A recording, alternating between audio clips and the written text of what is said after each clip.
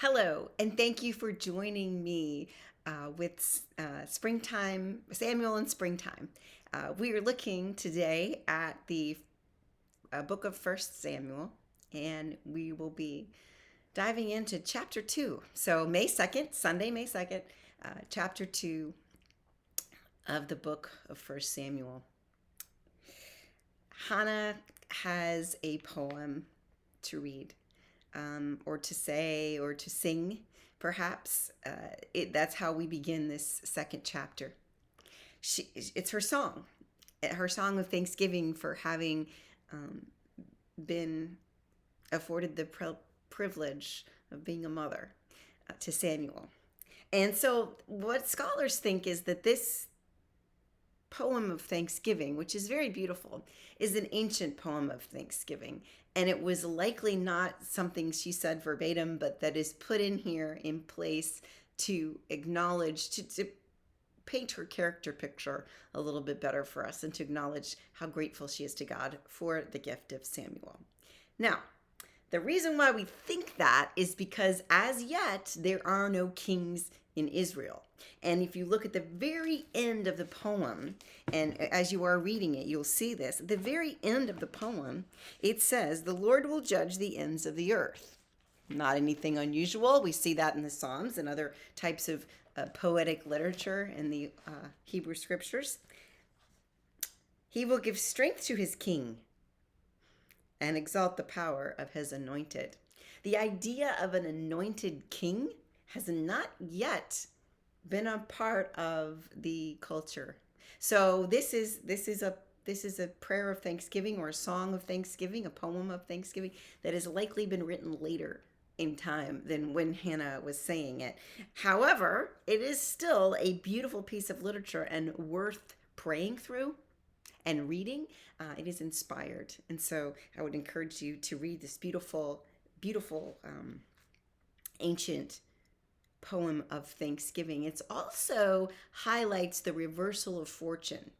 And so it's appropriate because if you look back to when I talked about protagonist and antagonist, we have the antagonist Peninnah, the other wife of Elkanah, teasing Hannah about being barren, and then the reversal of fortunes.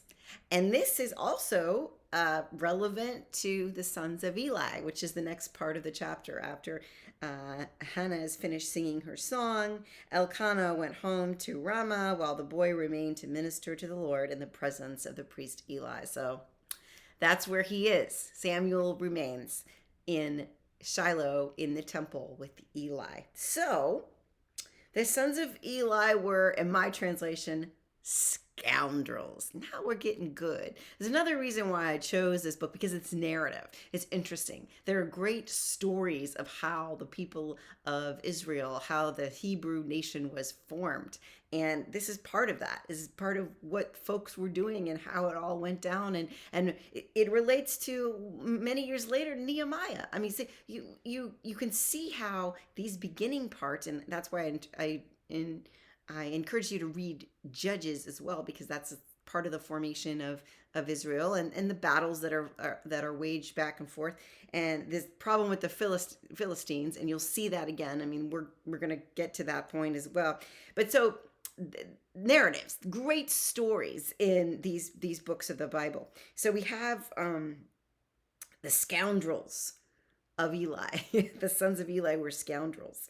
And what they were doing, it just may not seem clear to you when you first read it. You might need a Bible commentary. If you have one, I use a Bible commentary. What they were doing was, when people would come and make their offerings to the temple, and they were serving the Lord as priests because that's what their father Eli did, they would take the forbidden fat from the meat, the choicest parts.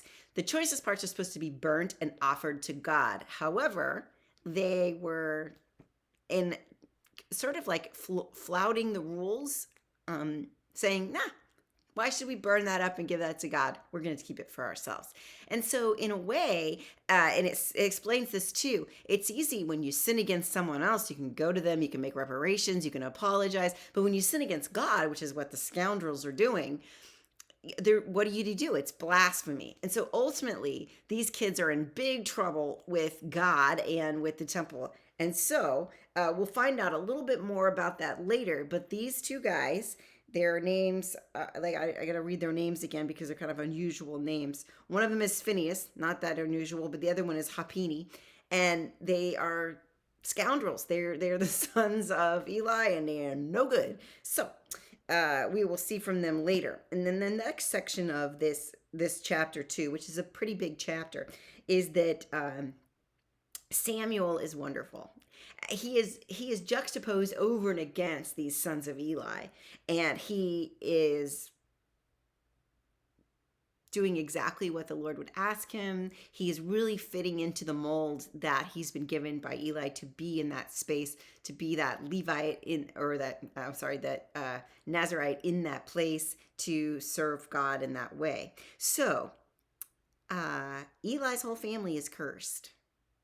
And we find that out too. Because of the actions of these two scoundrel sons, the whole entire family is cursed, and only Eli will be spared a violent death. So there's that.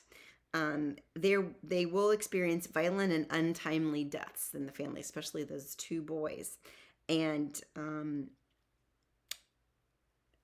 while that's a bad thing for Eli's sons, it creates an opportunity. Again, antagonists are agents and catalysts for our protagonists in stories. And so they create a vacancy, a job opening, basically, for where Eli's sons would have taken over the family business, and now maybe it'll be for Samuel. Of course, we know that's true.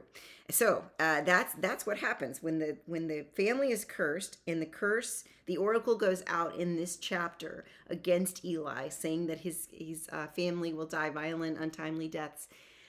It does leave an opening for Samuel to be that son that Eli never had, right? To do what is good in the sight of the Lord, not what is evil in the sight of the Lord, and to obey the rules that have been set in place.